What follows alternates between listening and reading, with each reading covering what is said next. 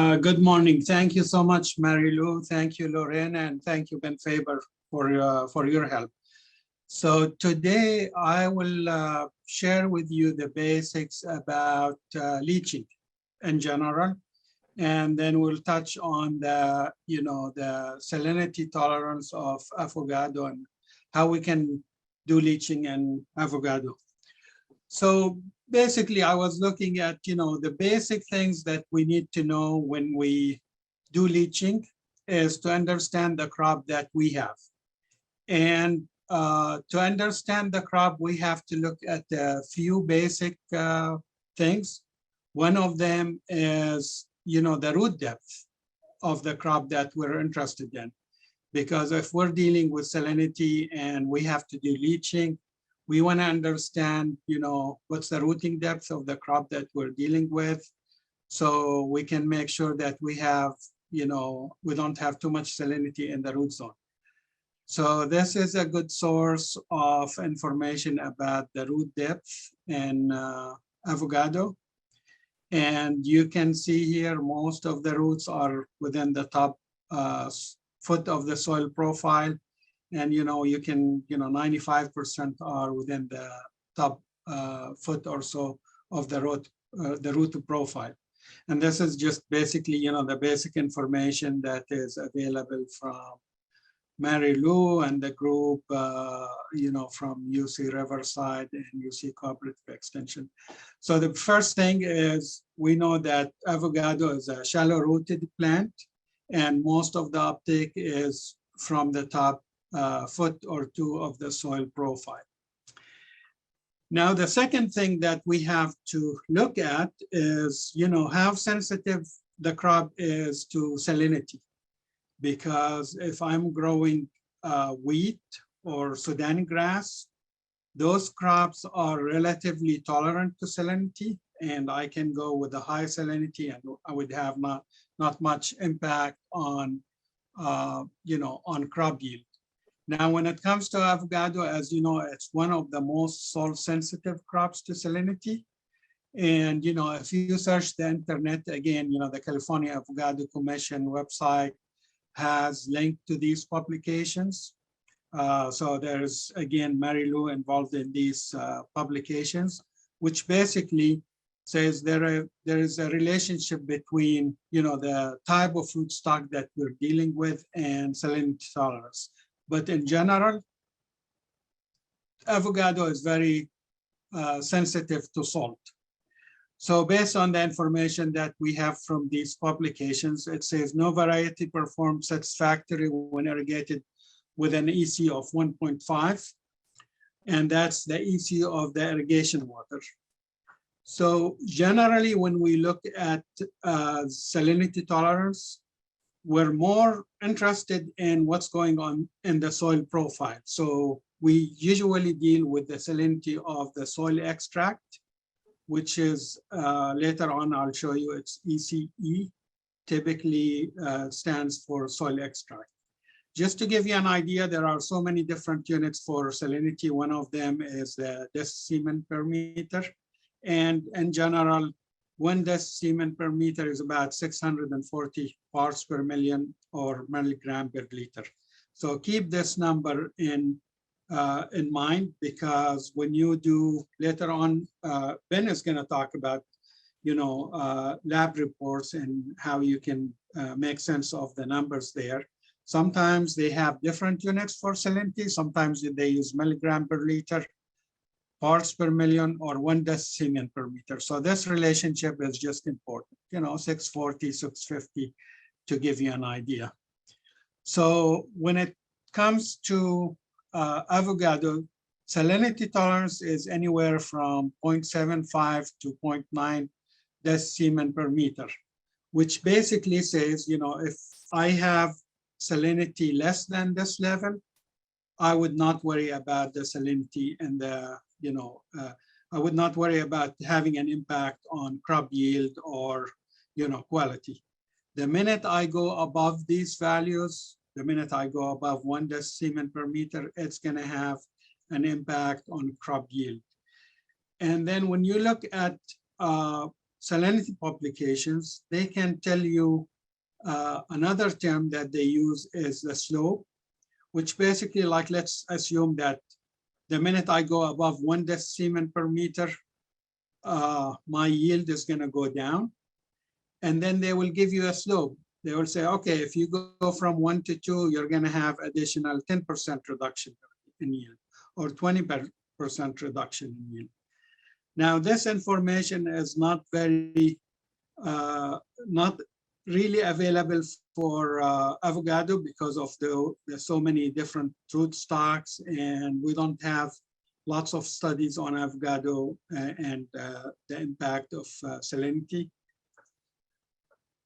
So if you search the internet, you'll find some information about avocado and the impact of salinity on a crop yield. So this is one of the publications looking at irrigation, water quality, and the impact on salinity. So as I mentioned earlier, 0.9 decimen per meter or less, you will expect 100% production and no impact on yield when it comes to salinity. If we go to EC of irrigation water to 1.2, that would result about 10% reduction in yield.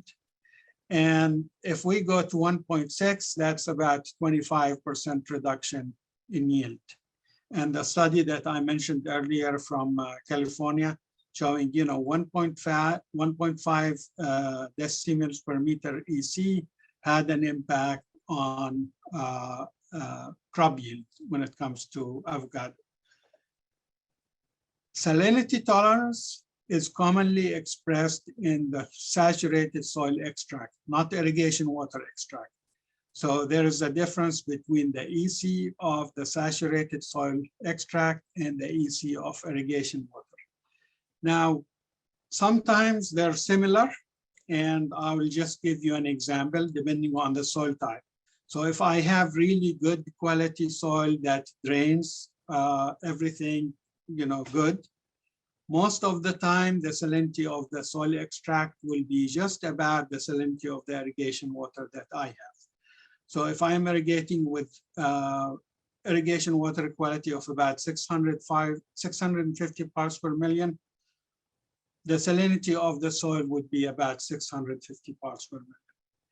Now, when it comes to heavier soil, and heavier soil tends not to drain very well. So imagine, I'm irrigating with irrigation water of about 650 parts per million. And the drainage is not that great. So I have 650 parts per million in the soil profile. And then I have water extraction going on, and I would have salinity buildup. So this is why we look at soil extract salinity and not just irrigation water quality salinity. Okay, and as you know, this is just an illustration showing, lighter soil, you have good drainage. Heavier soil, you don't have the good drainage, and you'll have the potential of impacting the salinity or building up the salinity in the soil profile.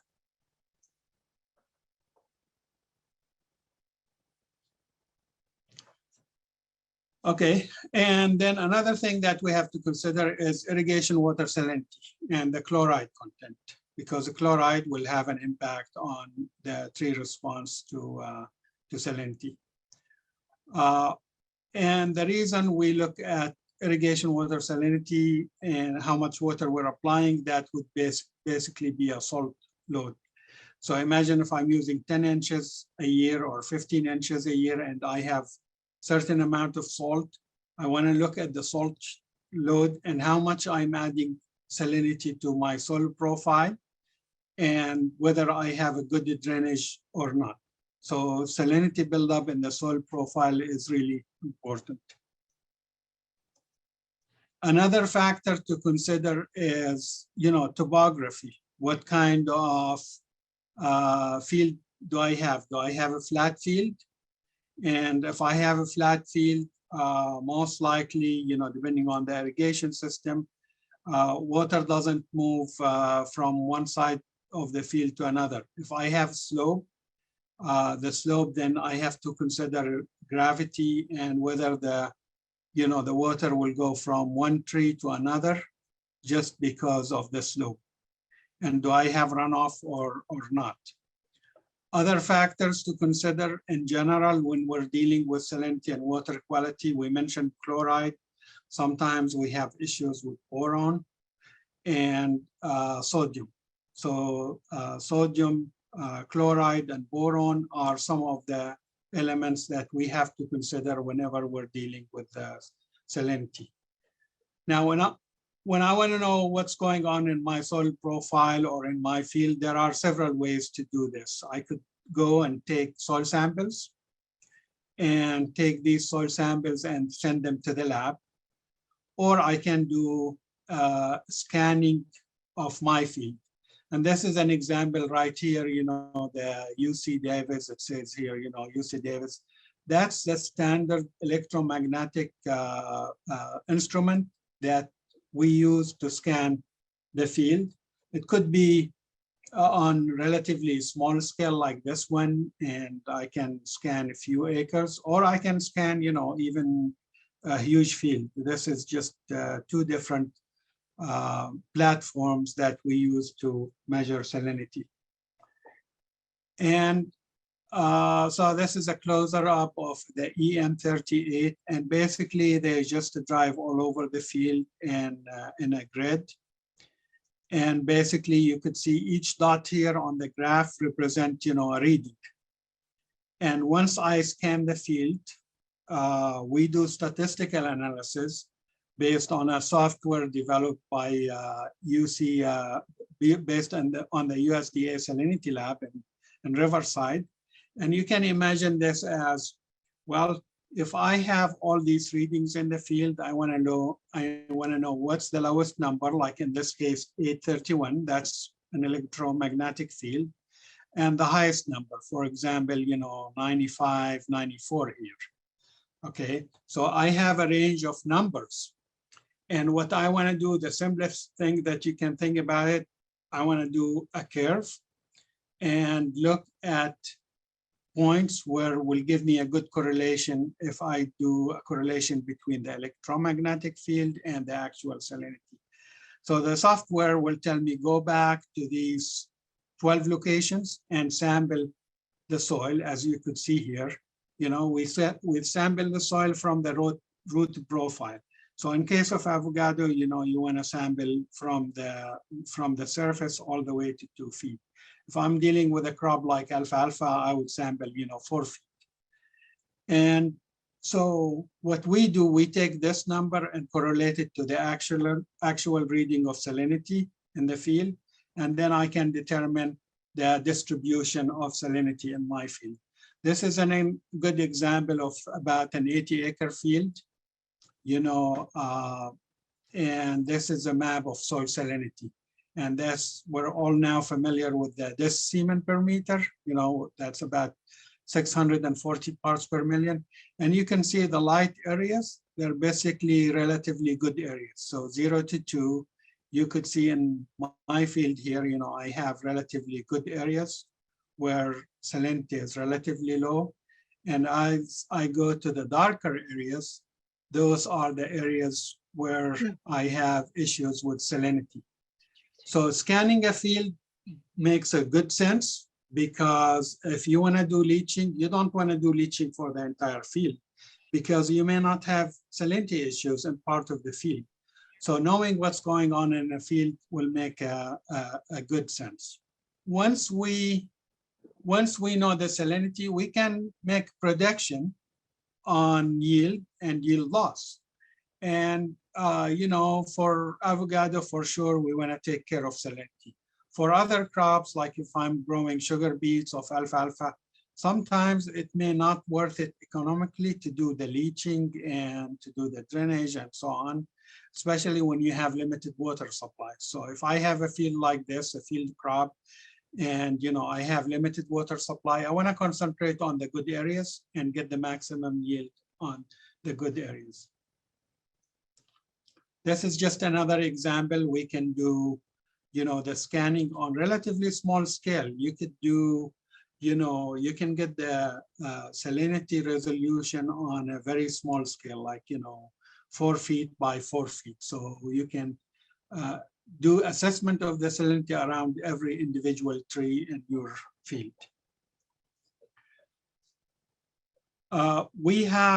There are lots of publications on salinity. What I like about UC Cooperative Extension, we try to take the complex information and try to make it simple. So these are examples of some of the publications that we have on, related to salinity and managing salts. So publications 8550, 8554, 8562. And those are good basic, they have good basic information about how to deal with salinity and gives you all the information that we're discussing today. So one of these publications is Managing Salts by Leaching, and this is, I'm going to be using some of that information in this talk. Another one is using saline water for, for crop production. And this is for salt-tolerant crops, but it has information relative to salinity and some of the equations that we will be showing later on. Crop salt tolerance, that's another good publication by Steve Grattan, who used to be a cooperative extension specialist in Davis. So leaching, what is leaching? Leaching is the process of percolating water through the soil profile to move salts away from the root zone. So basically, imagine we have a root zone of 2 feet, and whenever I'm doing leaching, I'm applying additional water to go through the soil profile and to go beyond the 2 feet. So basically, I'm washing the salts away from my root zone. Leaching could be accomplished by several ways, and you may find this information confusing, but sometimes, you'll get recommendations saying, well, you have to do leaching with every irrigation, or you have to do leaching at the end of the season, or you have to do leaching once in a few years. The answer for you depends on your particular situation. So there's no easy answer for these questions. So you have to look at the conditions that you have and see what's the best way to do leaching. In general, if you do just a leaching for just an event for leaching, it's much more effective, much more efficient when it comes to using water effectively. So generally, I don't recommend leaching with every irrigation because that tends to do over application of water, and that's a waste of water and a waste of energy. So leaching could be done before the crop leaf out for certain crop. Leaching could be done during the winter if we have sufficient rainfall. And this is a good example. If we have good amount of rainfall, that may do the job for us and we don't have to do leaching. So you want to also consider how much rainfall we get. And especially if you get heavy events of rainfall, those are very effective in moving salts away from the soil profile. And again, leaching, we don't have to do leaching all the time. Leaching is only needed if the soil salinity exceeds the salinity threshold level. And for avocado would be, I would say, about 1 decimeter per meter. You'll see a lot of terms used in leaching. One of them is leaching requirement, which is basically the amount of water that is needed to maintain crop productivity. And that could be, amount in inches. I need 2 or 3 inches of leaching requirement to maintain the salinity and my soil profile. Leaching requirements depends on many factors, on the salinity of irrigation water, the soil salinity itself, the salt crop tolerance, and the irrigation management practices that I have in my field. Leaching fraction, that's another term that you find in leaching literature, which is basically the amount of leaching that has occurred in the field. So basically, how many inches went below the root zone. So in general, the leaching fraction is the depth of water that went beyond the root zone divided by the total water applied. So that's the definition of the leaching fraction. And this is just an example of, in some of these publications, this is actually one of the tables from one of these publications. It's basically looking at, how much water do I need for a given leaching fraction.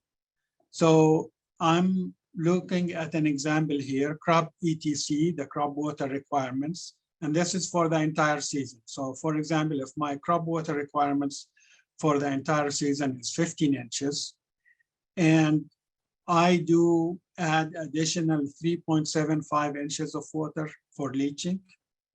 So I'm applying the 15 inches during the season.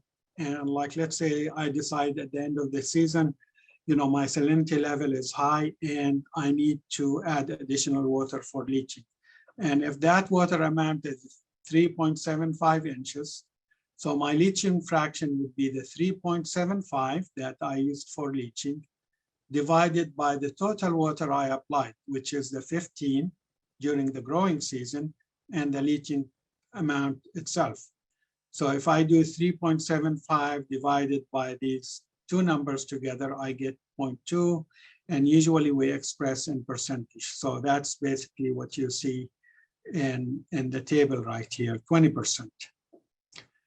And then typically we like to express this one in terms of how much the ET of the crop.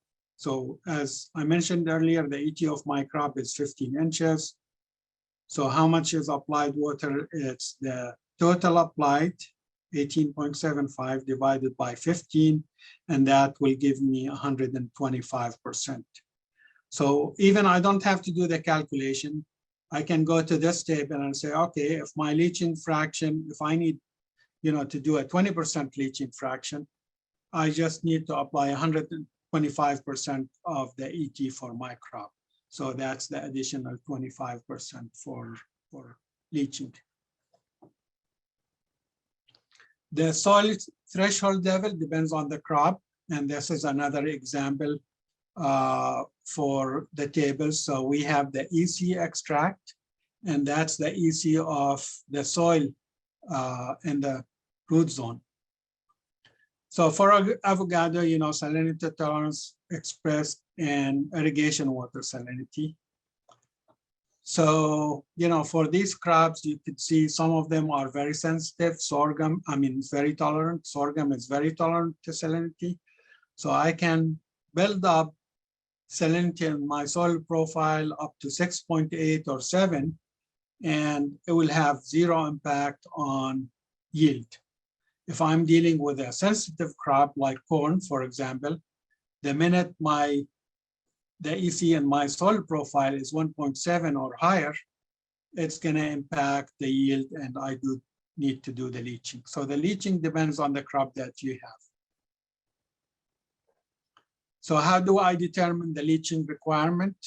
There is an equation here, and I would not worry about the equation. If you're interested, you can go to this publication that I shared with you earlier and go through the numbers. We have tables to make life easier. To make life easier. So this is an example of the table, one of the table that has the leaching requirements. And I'll just do a simple example that we have in the publication. For example, tomato has a soil salinity threshold of 2.5 decisiemens per meter. So basically, the minute I exceed 2.5 decisiemens per meter, I need to do leaching, so I don't have, so it doesn't impact crop yield. So I look at this table and say, okay, well, soil salinity is 2.5. So I'm gonna mark the 2.5 here. And then I need to look at the irrigation water quality. Even though the irrigation water quality is 1.5 decisiemens per meter, well, this is below the threshold level. But keep in mind, when I mentioned earlier the salt load, as we add irrigation water to the soil profile, even though the salinity would be low, we have a buildup in the soil, in salinity in the soil profile, because we're adding salt and we're just taking the water as, evaporation or evapotranspiration. So I need to consider the salinity of irrigation water. So in this case, it's 1.5. So if I have these conditions, 2.5, that's my threshold level, and salinity of irrigation water is 15, I can determine the leaching requirements. And in this case, it's 14%. I can use the equation, or I prefer to use tables. So this is the table that you have here.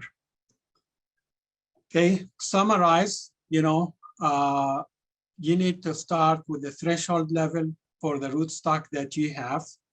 And that information, it's available from some of the publications that Mary Lou was involved in, and from Ben Faber. You need to know the irrigation water salinity, and not just the salinity. I'm sure Ben will look at the lab report. We always look at other constituents, sodium, chloride, boron. Those are very important things to consider. We also look at other, parameters in irrigation water quality that may not impact crop yield, but may impact the irrigation system. Like, it may plug the drip emitters that we have. You need to know the salinity in the root zone. And the way to do this is by either doing soil sampling or scanning the field.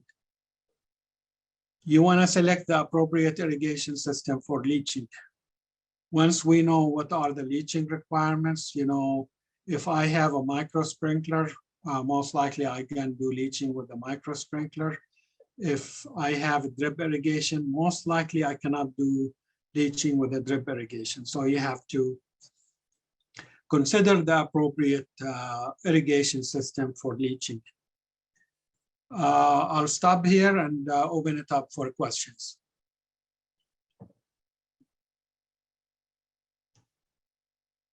Hi, thank you, Khaled. We have one question I think is very important. The question is, what happens when I have a heavy soil, and if I apply the leaching requirement, I saturate the soil? How do you leach in that case?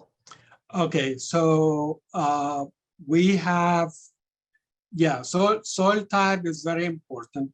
So if you have infiltration problems, you're not going to be able to do leaching easily.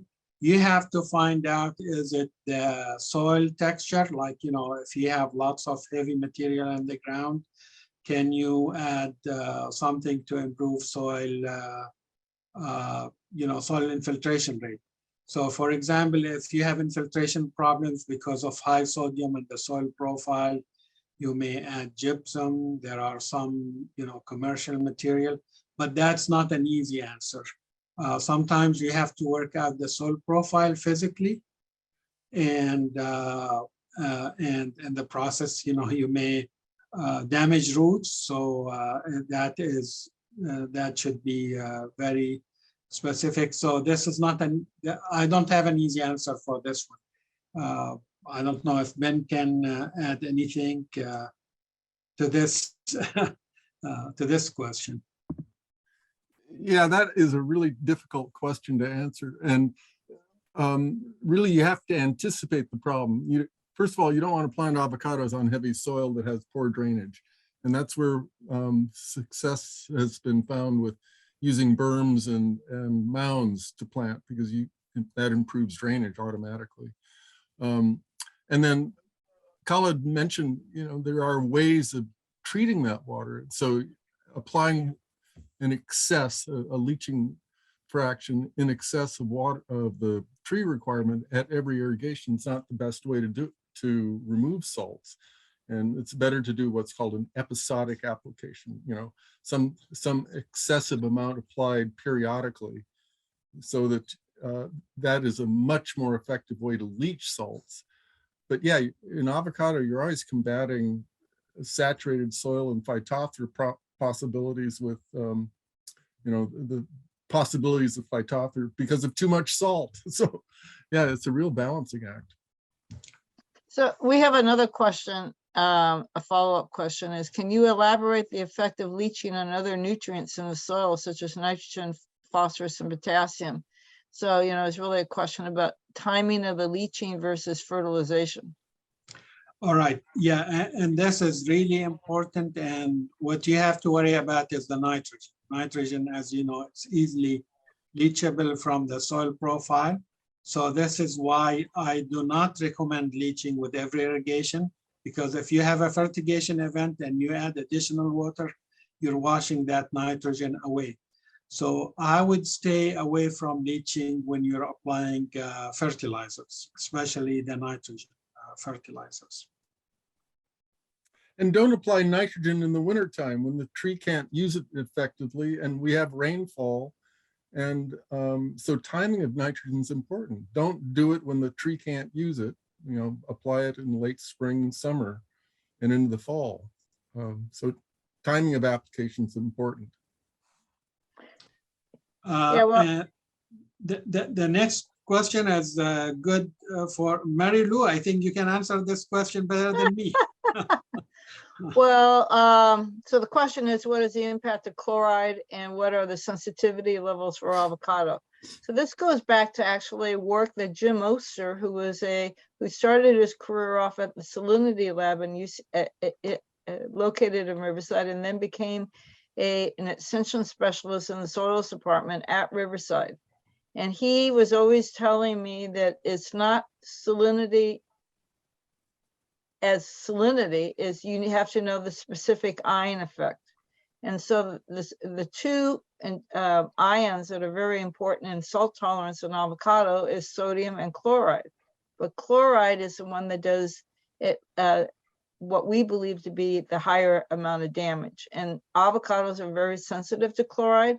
Now, fortunately, we're moving into an era where hopefully our rootstocks are more salt tolerant. And the rootstocks that we have available now, at least based on the work that Peggy Mock has done at UC Riverside and some others in Israel, is that they're selecting for rootstocks that are more chloride tolerant. Now, what makes the rootstocks more chloride tolerant is there's two ways. The root can let chloride into the tree, into the roots, but then the trees are more tolerant. They can tolerate higher levels of chloride. But another mechanism of tolerance is just they exclude the salt from moving into the root. The problem we have is that we also need to have salt.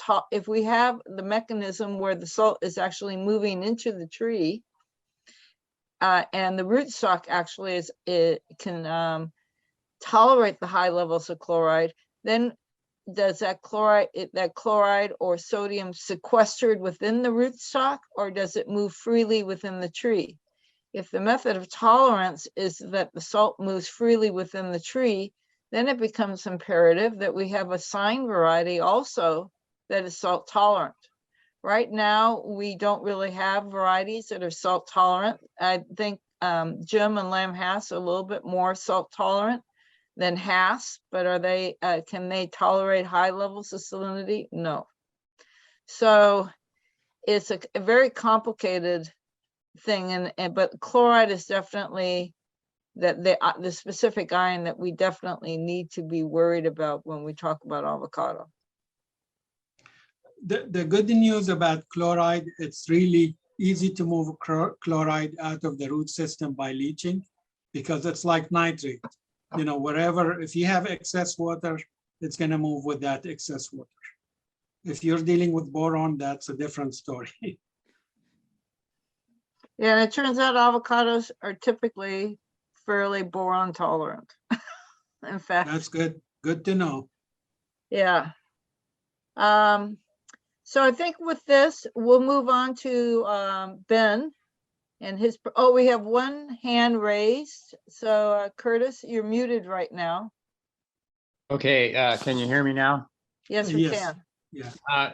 Just thinking back to chemistry, if you were to say double the wetted zone in the tree, below the tree or in the soil root area, the ions wouldn't all move below the root zone. They would just, I'm assuming they would distribute evenly in the whole wetted area. So if you say doubled the wetted area, you would essentially have the ions present in the root zone. Is that correct? So you're not really getting rid of the salts by moving water below the root zone. You're basically diluting them. Am I correct in my thinking there? Well, you have to be careful, because like if you double the wetted area, the horizontally you're moving the salts away from the trunk of the tree. But if you have a good rainfall event and all that rain comes down, it's gonna mix the salt again, and that could be even a disaster for like a crop like alfalfa. I was thinking of doubling the wetted zone vertically, making it twice as Okay. deep. Yeah. Well, I don't have experience with that. I don't know if Ben has any comments. Yeah, the chloride and nitrates move with the wetting front. So they are on the outer fringe. That's what Khaled was talking about, is that when you get a rainfall event, you then dilute that wetted fringe and it moves back into where the root zone is. But if you're just irrigating, the chlorides are at the edge, the rim of that wetted area. And Charlie Burt did some interesting work on pistachio or some almonds, walnuts, something like that, where he actually put out like 4 lines of drip irrigation and was very successful at reclaiming soil that was highly, I don't know about chloride, but had a lot of salinity in it. And so, if you put on more water than the tree needs and move that salinity front out of the major part of the root zone, it can be very effective. So these are really mobile elements, chloride and nitrate.